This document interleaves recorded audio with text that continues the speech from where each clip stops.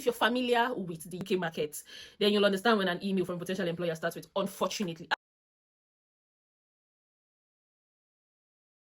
Hi guys, you're welcome back to my channel. I hope you've been loving it so far. So I'll be giving you an interesting story. I'll be talking about the jobs I've done in the UK and why I left.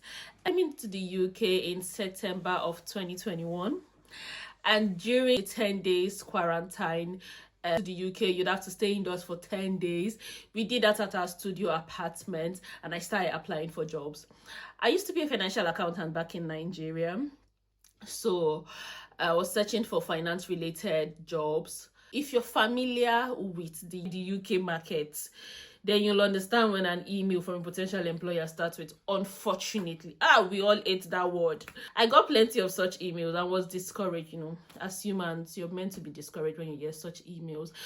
Someone advised me to do online care courses and explain how it would be easy for me to transition from being an accountant to being a carer. I went on the NHS website, did some research and online courses.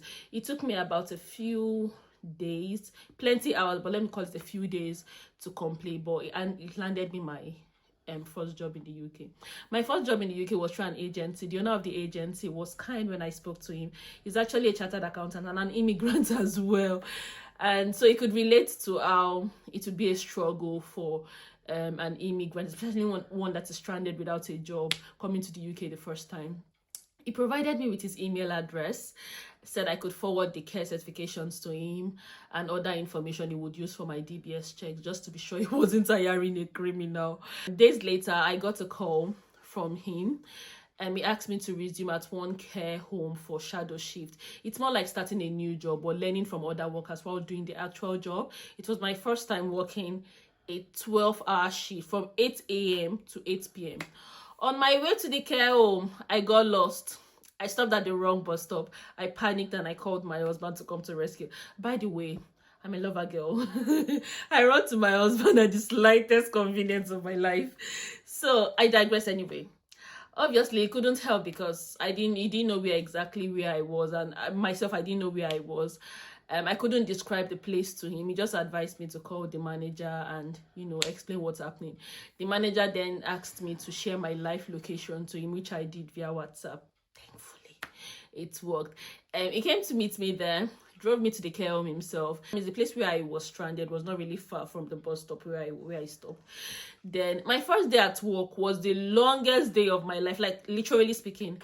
12 solid hours before ringing a taxi to come pick me back home. I couldn't even recount my day's experience because of how tired I felt. I slept like a baby at the end of the day. The next morning, I was called for another shift, but I couldn't be bothered with the sound of my phone ringing because I just wanted to sleep. I was so tired.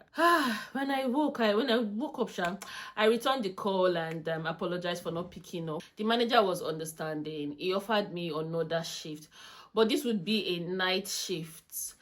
That would be night shift is only from 8 p.m. to 8 a.m. Well, it depends on your type of job, guys.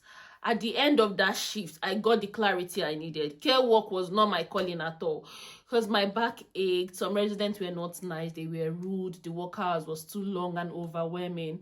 And to top it all, I got a good response from one of the companies I applied to. That's how I quit my 2 days job as a carer. So in October of 2021, I got my second job in the UK as a treasury assistant in a company that manages over 300 care homes in the UK. Actually, I was excited about the role since it's finance related, and I'll still be on the accounting career pathway.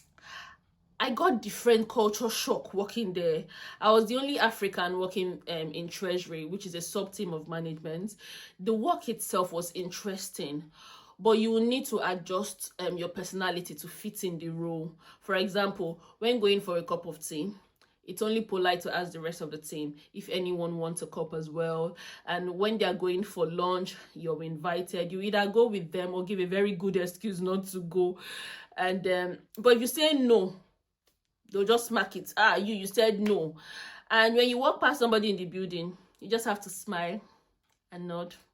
Well, I'll talk more about this in subsequent video. The workplace and the culture shock I experienced, it made me nervous and sad whenever I was going to the office. You don't want to be in that kind of environment.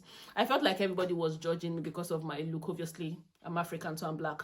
I felt like people were judging me from my looks to my accent to my work habits and the way I mind my business. I don't get involved in office gossip, so it felt like too hard to fit in the workplace. My probation period was meant to be for 6 months, but after that 6 months, my manager then said she wanted me to do more. She wasn't satisfied with the work I was doing, so she'll extend it for 3 months. I would have just quit, but guys, if I knew what that meant in plain English, I'd have started planning my exit. To be honest, my work was perfect, but I had not fully understood the work culture of the Brits. In my Nigerian mind, if I work harder, I'll pass my 3 months extended probation. That's how I started working harder, going extra miles, meeting targets, communicating more with colleagues and all those stuff, all those eye service stuff. But as my people will say, bet we go cut, it go still cut. In summary, I spent a total of 9 months in that company, feeling miserable before I left. And in August of 2022, I got a new job working as a customer service advisor for a bank. I love the job. Siba, just do a job that matches what you like doing, and it won't feel like a job at all. It's going to be more like hobby, going, talking, coming back. I enjoy talking to people, especially on the phone. We were about 12 people in my training group, and 2 of us were Africans. So with a lot of Africans in the company as a whole, my team leader and managers, they were amazing and supportive. So it was easy for me to blend in, enjoy the job. By this time, I understood how the UK work environment works, and I applied my new knowledge. I loved the job itself anyway. As a customer service advisor, you just need to talk to customers, give advice based on their queries, more like chatting with a total stranger on the phone while getting the job done within the shortest possible time, because we always had a target. There were bad days, better days, and being part of the team was actually fun. As expected, after a while, people started leaving due to various reasons. Some had new jobs, some relocated, some went on sick leave and never came back. At the end of everything, we were just 2 people left on the team. And to top the list, the management changed. So it wasn't much fun as it was at the start. I had to make the decision to start job hunting. One thing was sure for me: I loved the job role.